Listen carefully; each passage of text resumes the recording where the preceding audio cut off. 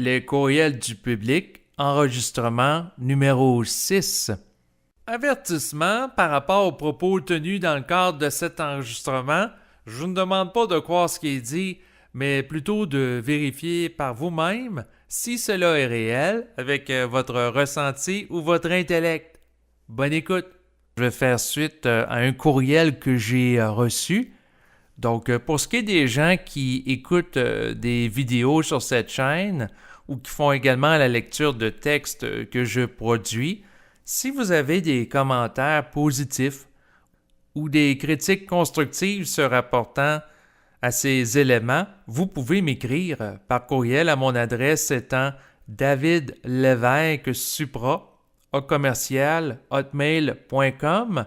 Bien sûr, si vous avez des questions d'ordre général se rapportant à la conscience, vous êtes les bienvenus là, pour m'écrire. Donc, pour ce qui est de l'enregistrement d'aujourd'hui, je vais faire suite à un courriel que j'ai reçu de la part de Joey de Montréal, que je salue à présent. Donc, quand que je fais suite à des messages et que j'en parle publiquement sur ma chaîne, je ne donne pas d'informations personnelles que je peux recevoir par courriel qui permettraient d'identifier une personne d'une manière précise, dans le sens que ça permet, en agissant ici, de respecter la confidentialité, étant donné que ce n'est pas nécessairement toutes les personnes qui veulent s'afficher publiquement. Par conséquent, dans le cadre du courriel que j'ai reçu, j'ai décidé de ne pas donner le nom de famille de la personne.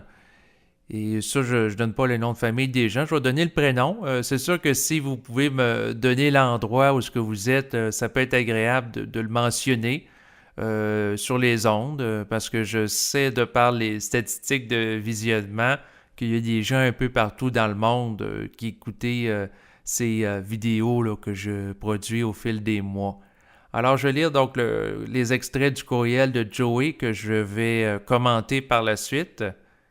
L'idée qu'on peut vivre avec une conscience absolue m'a fasciné depuis des années, depuis où j'ai fait l'expérience de la lumière, le moment où le temps semble s'arrêter tout d'un coup et qu'on ressent une force et qu'on veut à tout prix rester dans cette zone de plénitude. Ça n'a pas duré, mais j'essaie de comprendre le phénomène et me préparer à retourner vers cet état d'être. Je crois que c'est la meilleure décision et le meilleur but que je pourrais me fixer dans la vie. Quel conseil tu pourrais me donner pour fixer ces objectifs?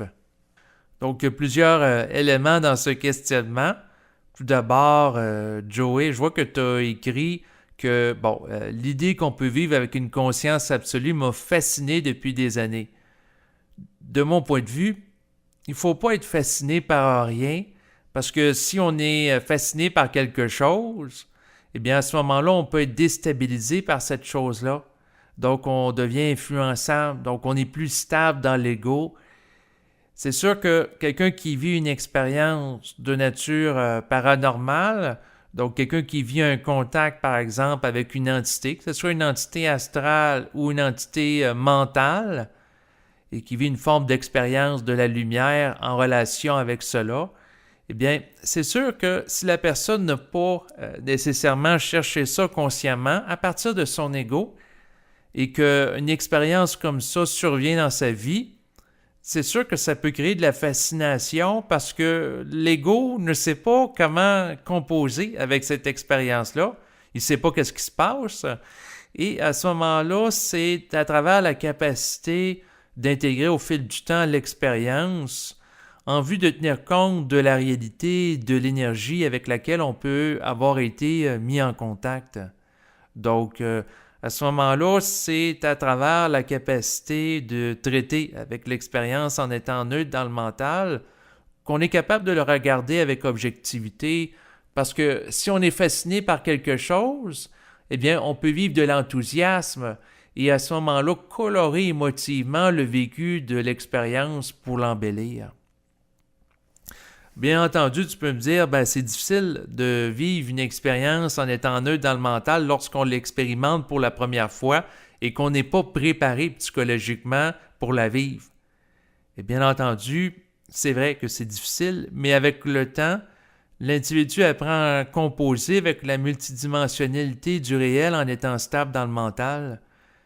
Et puis par rapport à une expérience, ce que la personne dit vivre de la lumière. Donc ici, ce qui est important de comprendre, c'est que le but de ce commentaire vise à faire un propos qui s'adresse à tous les gens qui peuvent vivre des expériences de nature paranormale ou de contact avec des entités ou d'autres réalités. Donc, c'est pas spécifique mon propos par rapport à Joey parce qu'il vise à être généralisable. Donc, ce qu'il faut être mentionné, c'est sûr que si une personne fait une expérience où il est en contact avec un esprit, qui a une vibration qui est forte, de son point de vue, il peut avoir l'impression d'expérimenter une lumière qui est plus grande en lui. Et à ce moment-là, c'est sûr que par rapport à cette expérience-là, d'un côté, ça peut lui permettre de s'ouvrir à autre chose. Donc, par exemple, la personne qui est très matérialiste, qui est confrontée au vécu d'une expérience paranormale, ben, ça l'amène à réaliser que quelque part, l'esprit existe, que la réalité est multidimensionnelle à travers son expérience concrète qu'il en fait. Donc ça a une utilité parce que ça peut préparer le terrain par la suite à une fusion avec le plan mental. C'est sûr que si l'individu est appelé à vivre une intégration de la lumière de l'esprit dans son existence, qu'un premier contact soit établi à travers une expérience qu'il peut interpréter comme étant mystique ou fascinante, ça a son utilité en vue de l'intégration totale de la vibration de l'esprit qui va avoir cours dans les années qui vont suivre durant son existence. Donc, à ce moment-là, une expérience de cette nature peut servir à préparer le terrain pour autre chose. Par contre, une expérience comme celle-là peut amener une fascination, si elle est trop grande, qui va désorganiser l'individu en l'amenant à développer des problèmes au niveau du sommeil, au niveau de son fonctionnement dans son quotidien. Parce que des fois, lorsque les gens vivent des expériences de nature paranormale de grande intensité, ils n'ont pas nécessairement le goût de travailler le lendemain, donc ça peut perturber le fonctionnement de l'individu, que ce soit dans son rapport avec ses enfants, les membres de sa famille, et ainsi de suite. Donc d'un côté, ça peut amener une ouverture de l'ego à autre chose, mais d'un autre côté, ça peut amener l'ego temporairement à être dysfonctionnel. Donc, d'où l'importance d'être capable, dans la mesure du possible, d'intégrer l'expérience en faisant preuve de neutralité sur le plan mental. Donc, pour faire suite à son message, il mentionne que dans son expérience, le temps semble s'arrêter tout d'un coup et qu'on ressent une force qu'on veut à tout prix rester dans cette zone de plénitude. Eh bien, c'est sûr que par rapport à cette expérience-là, eh bien, ce qu'on peut dire, c'est que lorsque la personne entre en contact avec un être de lumière, avec son esprit, qui a une vibration qui est forte, eh bien, la personne peut momentanément, lorsqu'elle est en harmonie avec la lumière de l'esprit, vivre une perte de contact avec la réalité sur le plan physique au niveau temporel, c'est-à-dire perdre momentanément la notion du temps et de l'espace. Un peu comme lorsque la personne va vivre ce qu'on appelle l'expérience de flow, F-L-O-W, où elle perd la notion du temps et de l'espace parce qu'elle expérimente quelque chose qui l'intéresse et à la hauteur de ses capacités qui lui permet d'expérimenter son plein potentiel. Donc, quelque chose qu'elle fait, qu'elle est totalement là. Donc, si par exemple, quelqu'un a le potentiel d'être un artiste peintre ou un musicien ou également un communicateur, lorsqu'il expérimente, que ce soit la réalisation d'une peinture, la composition d'une chanson ou la réalisation d'un enregistrement, lorsqu'il fait ça et est mis en vibration par l'esprit pour agir ainsi, et que l'ego est en harmonie totale avec l'esprit, eh bien à ce moment-là, lorsque l'individu expérimente cela, il peut perdre la notion du temps et de l'espace parce qu'il est totalement présent.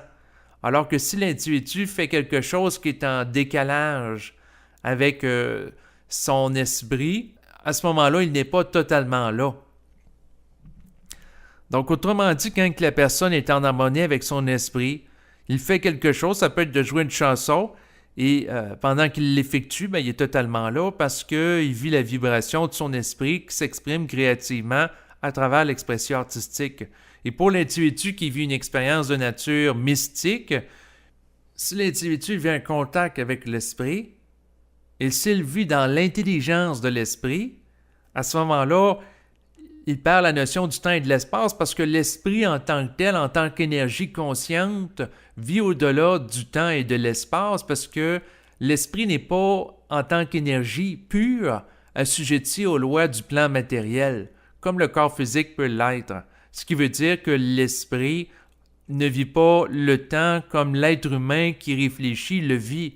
D'ailleurs, si l'être humain est capable momentanément, en étant en harmonie totale avec l'énergie de l'esprit, fonctionner sans réflexion, eh bien, lorsqu'il ne fonctionne pas au niveau de l'intellect, la notion du temps s'arrête parce que le temps est nourri par l'aspect psychologique, l'aspect de l'intellect qui calcule le temps qui passe. Donc, si l'individu ne donne pas de la valeur à ça et est capable de fonctionner sans réflexion, donc sans penser de manière subjective, il vit au-delà de la temporalité lorsqu'il expérimente cet état. Sinon, par rapport à son commentaire, il mentionne qu'il essaie de comprendre le phénomène et de se préparer à retourner vers cet état d'être. Par rapport à ça, c'est sûr que l'individu, pour vivre cet état de plénitude, eh bien, ce qu'il peut faire, c'est vivre en fonction de la vibration de l'esprit. Et ça peut passer par différentes choses, selon ce que la personne a à faire concrètement sur le plan matériel. Pour une personne, ça peut être de faire des enregistrements. Pour une autre, ça peut être de faire du ménage. Pour un autre, ça peut être de faire de la peinture. Pour un autre, ça peut être de faire du théâtre. Donc, lorsque la personne fait une tâche ou quelque chose en harmonie avec l'esprit, eh bien, elle peut ressentir cet état de plénitude. Et bien entendu, pour ressentir cet état de plénitude, il faut que l'individu soit disponible. Il faut qu'il soit capable de faire preuve d'introspection et de laisser émerger la conscience en lui, les idées créatives et d'agir en conséquence. Et c'est précisément là qu'il peut vivre un état où il va être rempli d'une énergie vitalisante qu'il va canaliser intelligemment parce que l'esprit appartient à une autre réalité et lorsque la réalité de l'esprit est intégrée et canalisée par l'individu sur le plan matériel, eh bien à ce moment-là, il peut bénéficier de cet éclairage sur sa vie et de cette vibration pour se dynamiser dans son quotidien. Sinon, il avait posé également, Joey, la question à savoir si je connaissais Edgar Cayce. La réponse, c'est oui, je le connais. J'ai déjà lu à son sujet. Par contre, je ne suis pas intéressé à relire de nouveau des écrits et des livres le concernant. Je n'ai pas présentement la vibration pour cela. Je ne ressens pas non plus que c'est quelque chose qui m'interpelle d'approfondir à son sujet. C'est sûr que sur Terre, il y a eu des gens qui ont amené une forme d'instruction qui a été extrêmement utile pour le développement de l'humanité, que ce soit Rudolf Steiner, que ce soit Gurdjieff, que ce soit bien sûr Edgar Cayce. Il y en a également plein d'autres. Sauf que, en fait, l'individu peut utiliser temporairement ces instructions-là pour l'aider dans sa vie, mais éventuellement, l'individu doit être capable de canaliser davantage par lui-même ce qui est utile pour son propre développement, pour ainsi connaître un état d'autonomie psychique. Donc, de bénéficier de l'instruction de quelqu'un pendant un certain laps de temps, c'est bien. Ça peut aider temporairement à rehausser un taux vibratoire, mais éventuellement, l'individu doit être totalement autonome dans sa conscience et d'être capable de manifester par lui-même cette vibration-là à volonté, sans avoir besoin du support et de recourir à la vibration et à l'instruction d'une autre personne. Voilà ce qui termine cet enregistrement.